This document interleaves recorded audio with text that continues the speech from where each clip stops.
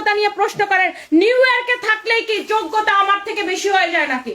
New ইয়র্কে থেকে আপনি কয়টা দেশে কয় টাকা পাঠাইছেন, দেশের কয়জন মানুষের উপকার করছেন? একটা মেয়ে ভিডিও বানাইছে আজকে দেখলাম, সে সেই ভিডিওতে বলছে যে আমার নাকি কোনো যোগ্যতা নাই, আমাকে নাকি কোনো ইয়ং ছেলে পছন্দ করতো না, বা ইয়ং ছেলের কাছে বিয়ে করার আমার কোনো যোগ্যতা নাই, এই জন্য আমি একজন বয়স্ক লোককে বিয়ে করছি।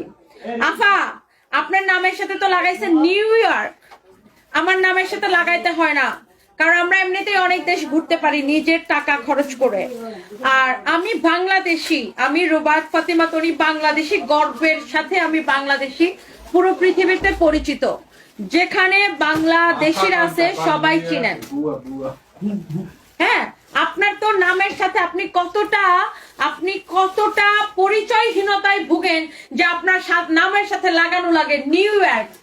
কি লেম আপনি, ঠিক আপনি কতটা লেম যে আপনার নামের সাথে লাগাইতে হয় নিউ ইয়র্ক, কারণ আপনার বাপ মা আপনাকে যে নাম রাখছে সেই নাম দিয়ে আপনি পরিচিত না, আপনি নামের সাথে লাগায় নিউ ইয়র্ক দিয়ে শো অফ করেন। আরে নিউ ইয়র্কে বাংলাদেশিরা যেমন বড় বড় ব্যবসা করে, আবার অনেকে যায় ঝাড়ু মুছার কাজও করে, হ্যাঁ বিভিন্ন কাজ করে, যে যার ইয়ে অনুযায়ী কাজ করে। হ্যাঁ, তো আপনি নিউ ইয়র্ক থাকেন দেখা নিজেকে আমার থেকে বেশি যোগ্যতা সম্পূর্ণ মনে করেন, তো এইটা তো ঠিক না পা। হ্যাঁ, হইতে পারে আপনি আমার থেকে বেশি যোগ্যতা সম্পন্ন হইতে পারেন, কিন্তু তার মানে এই না যে আপনি আমার যোগ্যতা নিয়ে কোয়েশ্চেন করবেন। হ্যাঁ, যেখানে আমরা দিন রাত খেটে মরতেছি মানুষকে কর্মসংস্থান করানোর জন্য, আপনি আপনার ভিডিওতে বলছেন আমি নাকি নিজের পায়ে দাঁড়াইতে পারি না।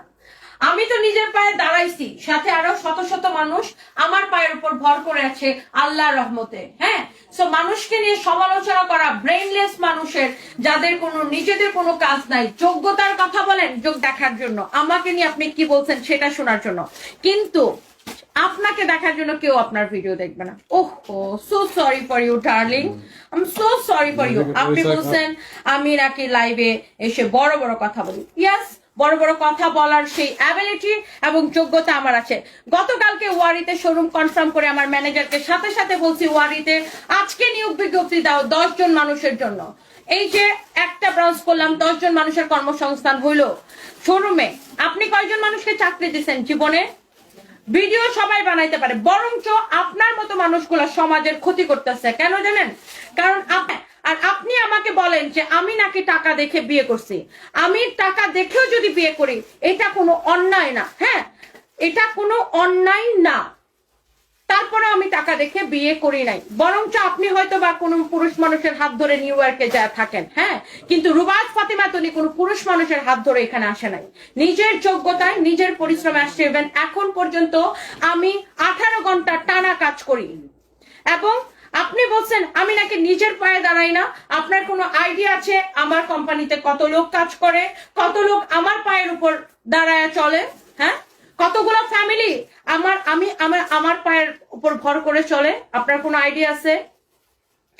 আপনার মতো এই 2 টাকা কামানোর আশায় বিয়ের মতো একটা পবিত্র জিনিস নিয়ে এত ট্রল করেন, অথচ যারা সমকামিতা করতেছে, যারা ছেলে ছেলে সমকামিতা করতেছে, মেয়ে মেয়ে সমকামিতা করতেছে, তাদেরকে নিয়ে কিছু বলেন না? যারা লিভ ইন রিলেশনে আছে, লিভ টুগেদার করতেছে, যেটা ইসলামে অবৈধ, রাষ্ট্রীয়ভাবে অবৈধ, সেগুলো নিয়ে কিছু বলেন না? কেন বলেন না? কারণ রুবাত ফাতিমা তনির চেহারাটা সবাই চিনে।